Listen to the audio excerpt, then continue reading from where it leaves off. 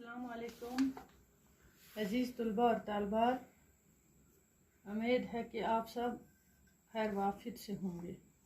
प्यारे बच्चों, offline session में आपका फिर से खैर मकदम। तो आज हम पढ़ेंगे, हमारा आज का मौजू है बुर्ज हामा की तारीखी अहमियत। इसके पहले सबक में हम पढ़ चुके हैं बुर्ज हामा कहाँ पे वाक़ा है।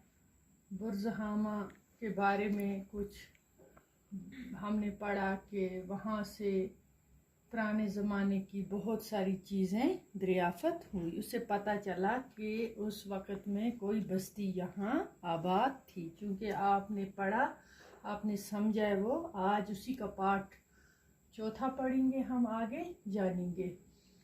तो हाथ से बनाए गए इन बर्तनों को, मैंने आपको उस सबक में बोला, कुछ बर्तन थे ऐसे ज़माने के जैसे लगता था कि वो चीन या बलूचिस्तान से दरियाफ़त हुए हैं।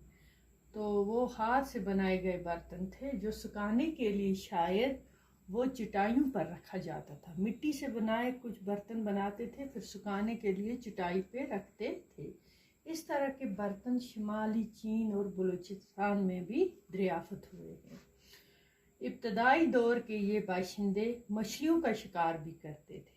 बच्चों, ये लोग उस ज़माने में मछलियों का शिकार करते थे क्योंकि कुछ ऐसे आलात तैयार किए गए थे। उनसे पता चला कि वो हड्डियों के बने हुए मछलियां पकड़ने के कांटे, सुइयां, आरी, चाकू, ज़मीन खोदने के हथियार वगैरह मिले थे वहाँ से।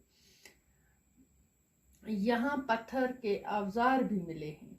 पत्थर के औजार भी, तांबे से बनी बाज़ चीज़ें माहिरीन के ख्याल में या तो यहाँ चीन से आई हैं या फिर चीनी सामान को देखकर बनाई गई हैं। तो इसके बाद बुर्ज हामा की कदीम बस्ती का दूसरा दौर आता था। एक दौर के बाद ये हुआ, दूसरा दौर जब आया, इस दौर में लोग मिट्टी के चबूतरों में रहते थे। इसके बाद बुर्ज हामा की कदीम बस्ती का दूसरा दौर आता है। उस दौर में ये लोग झोंपड़ियों में रहते थे, मिट्टी के झोंपड़ियों में, मिट्टी के झोंपड़ी में रहते थे। कच्ची ईंट का इस्तेमाल भी करते थे, कच्ची ईंटों का इस्तेमाल करते थे, झोंपड़ियों में रहते थे। ज़मीन में कमे गाड़े के निशानात से पता चलता है लकड़ी का इस्तेमाल भी तामीरी कारी में होता था। अब ज़हरी ज़मीन गढ़ों में रहना लोगों ने तर्क कर दिया था। इन गढ़ों में मिट्टी भर भर के इनकी ऊपरी सतह को हमवार कर दिया जाता था। तो बच्चों, आज हमने ये पढ़ा कि उनके जो बर्तन थे वो मिट्टी के बने हुए थे।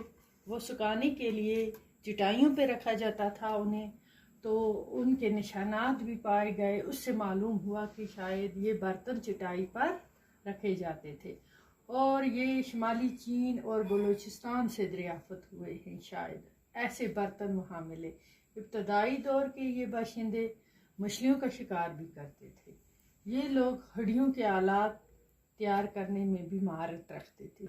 हड्डियों के आलात करते थे तैयार, वो भी उनको आता था। यहाँ पर हड्डियों के बने हुए मछलियाँ पकड़ने के कांटे, सुइयाँ और आरी, चाकू, ये सब चीज़ें मछलियाँ पकड़ने के और ज़मीन खोदने के हथियार भी मिले उन्हें।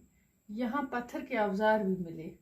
तांबे से बनी बाज़ चीज़ें माहिरीन के ख्याल में या तो यहाँ चीन से आई थी या फिर चीनी सामान को देखकर बनाई गई हैं।